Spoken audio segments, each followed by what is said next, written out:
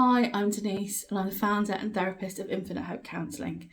I wanted to come on today to do a video to add to the current vlogs that I've done around common threads and themes in the counselling space. Now today I'm going to look at child parents. Now I'm not looking at those people who have children under the age of 16, 18 or 25, depending on where you believe the age and stage of an adult begins.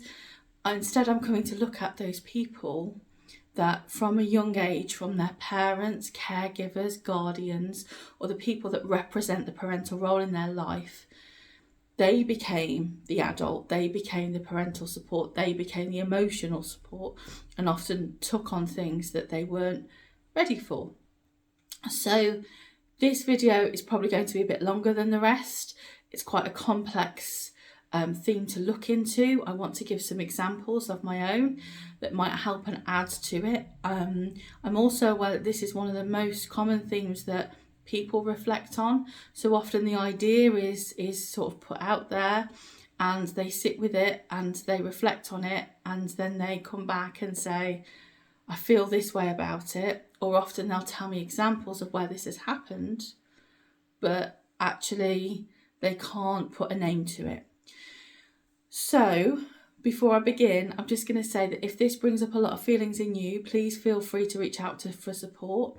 I'll put my details on the end of the video. There'll also be some helplines you can call for immediate emotional support. So let's have a look at this and pull it apart a bit. So I believe that this can happen to anyone of any age, and can be kind of for a number of reasons. And a lot of my clients who look into the idea of them being child parents will say, but I love my parents, or they did the best they could, or I don't think they realised what they were doing, or how could they not understand? And so I guess the caveat to this is that not every person's a bad parent because this happens. Not every person who becomes a parent is aware they're doing this. And not every person who does this to their children will have the understanding that what they've done is difficult or burdened their child. So I was trying to think about how I could give you an example. So I think that I'm going to use my own life because it's easier and obviously I can maintain confidentiality. So I'm 41, I grew up in the 80s and 90s.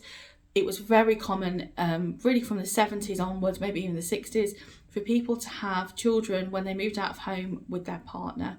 You know, it would be 16, 17 plus, that they could have babies from. And that was quite standard. And by the way, I'm not doing down anyone who has children as a younger person, because I know some amazing parents who had their children when they were 16 themselves, 17, etc. But I'm trying to give an overview, I guess, of why some of this could happen. Now, especially in those days, I felt that people grew up a little bit more sheltered. The world wasn't like it is now. We didn't have social media. We didn't have 24/7 news. Things were a lot more shocking when they were sort of discovered. So if you think about the emotional landscape that people in those eras had when they had their own children, and especially now because there's evidence to say that emotionally our brains aren't fully formed until we're 25, they didn't always have the tools they needed to emotionally cope with becoming a parent. And let's be honest, how many of us do have all of those tools when we become parents, because we don't know what it looks like. But it means that I feel, at least with my own parents, that they hadn't often had chance to experience life before their children came along, and so they were growing up almost with their children. Now, my parents had a fairly toxic relationship. It's fair to say that it was tumultuous. It was, I guess, quite common amongst my friends at that time to have divorce and separation. And my parents got separated and got divorced when I was 11. And it was actually quite a relief, which might sound a horrible thing to say, but sometimes there's just people in this world that shouldn't be together. And I was pleased that they didn't stay together for the sake of the kids, because to me that never works if you don't love each other, respect each other, and you can't co-parent successfully in a household. It's actually more toxic for the children. So there was lots of relief. However, when I look back at my childhood, and especially my teenage years, I realised that this kind of transference happened where I knew far too much. There's no easy way to say it. And I think that's because there's like a common theme around particularly mums and daughters that, they grow up to be their best friends, and they are a party to a bit more. So there was very open conversations about all sorts of things, really from me being kind of 6 and 7 up, but more relevant when I was 11, around all sorts of things around financial stresses, burdens, relationships, friendships, family dynamic was a big one. I knew things about aunts, uncles, cousins, all sorts of things that I don't think at that age you can process. And I grew up in a time where children were seen and not heard. You behaved yourself, and you were threatened, sometimes with physical violence. It sounds awful, but it's quite common for the time to behave yourself, and so you tried to be well behaved, but you've got this kind of parallel process where you would be party to these conversations, you would know about things you shouldn't know. And I remember being about 7 and saying to my teacher at school, the interest rates on the mortgages are so high. And, in the 80s, they went up to like 16%. And again, I was a child, so it might be the early 90s. Apologies if my time scale's a bit out. And the teacher would often look shocked, how do you know this? Or it'd be amusing, or you'd get told off. Why are you talking about that? You don't need to know about that.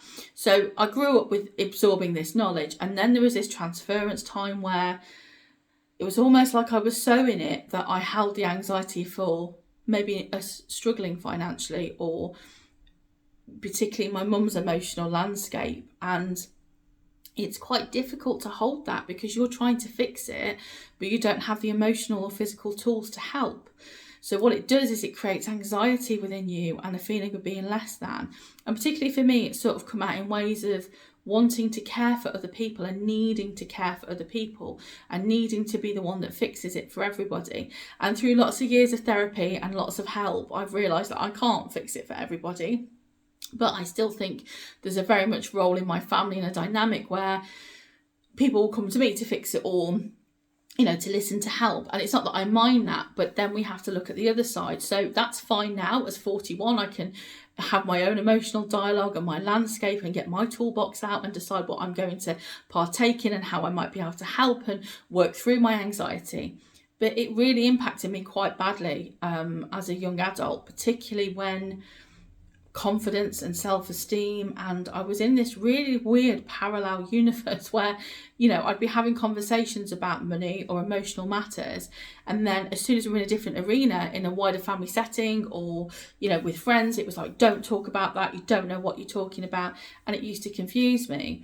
And I guess what I've tried to think about is why these things might happen. And I know very much from my parents, they grew up in a time with quite strict parents, and there was no emotional dialogue. You didn't talk about your feelings because of the times they grew up in. So they've had to kind of find their own way. And I think it's quite challenging because you're trying to parent your children, you're trying to hold all the worries of the world, and especially when parents separate, it's quite difficult. So I think that, they try to navigate it in the best way possible. I'm not saying that they're bad people, but it definitely had an impact on me. Now, I'm giving you some minor kind of points because I don't need to go through every single detail, but I also have clients where this plays out really differently. I have clients where, who have worked under the age of 15 and lied about their age to get cash in hand jobs to help pay the rent. It's, stopped them having meaningful relationships because they haven't got time because they're looking after their siblings, or they've got the weight of the world on their shoulder, and then it affects how they parent. And I've noticed in my own parenting that I've become very different to other parents. I'm quite overprotective. My daughter's my world, and a lot of people will say that, but I mean, I will alter my world and everything in it around her. Not that I think that's a bad thing, but it's definitely changed. My anxiety as well was massive when I first became a mum, and still I worry about getting it right and having an impact on her. But I think this is an important subject to talk about because especially if there's an abusive element to it, it gets confusing. One of my really close friends when I grew up had lost her mum and would be shopping and would be cooking and would be helping out. And a lot of you will say, well, that's okay, that's normal chores. But to a point where she had older siblings and they wouldn't do it, it was on her. And there's something about child parents and almost how we're chosen, because it's not like it's always the eldest or always the youngest or always the middle one or always the girl or always the boy. There's something about the relationship we have with that parental figure that means that they can impart it. So why is this important for me to talk about? I'm very aware that I've prattled on for nearly 10 minutes, because the impact it has onto you as an adult can be devastating. It can mean that you don't trust your own judgment. It can mean that your fear responses are so heightened all the time that you're hypervigilant. It can mean that you always think you're going to repeat the patterns of your parents and you're never going to be able to get it right. It'll mean that you might think you can't cope with money or the world, or that you'll damage yourself in some way. You can also become resentful, because you can look back and think, why at 12 did I need to know about council tax repayments?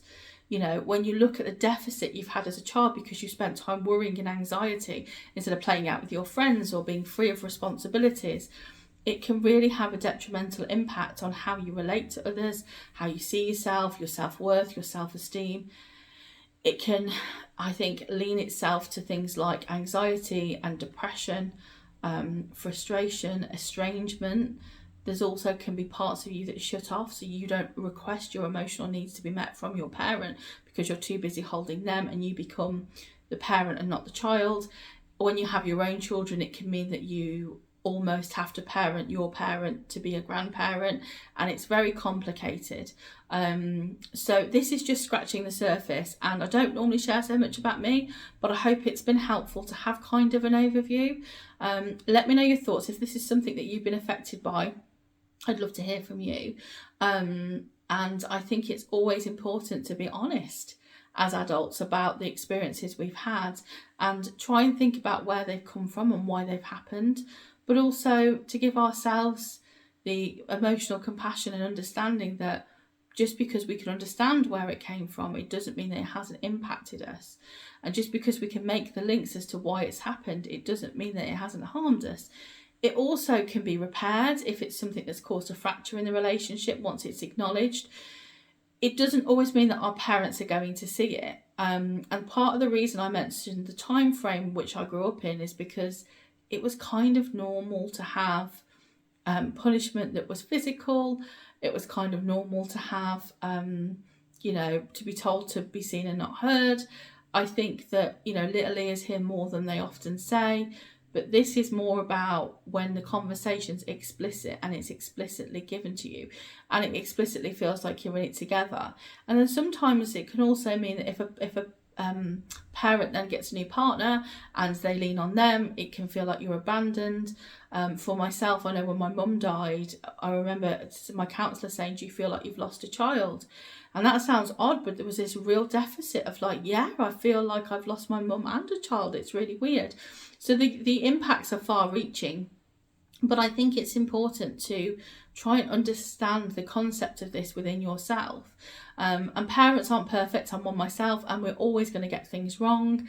And it's not like I'm saying that everyone's a bad person who's done this, but it's important to think about what are the ramifications for you and what do you need acknowledged so you can move on and have a meaningful and lasting relationship with your parent, but also offer yourself compassion.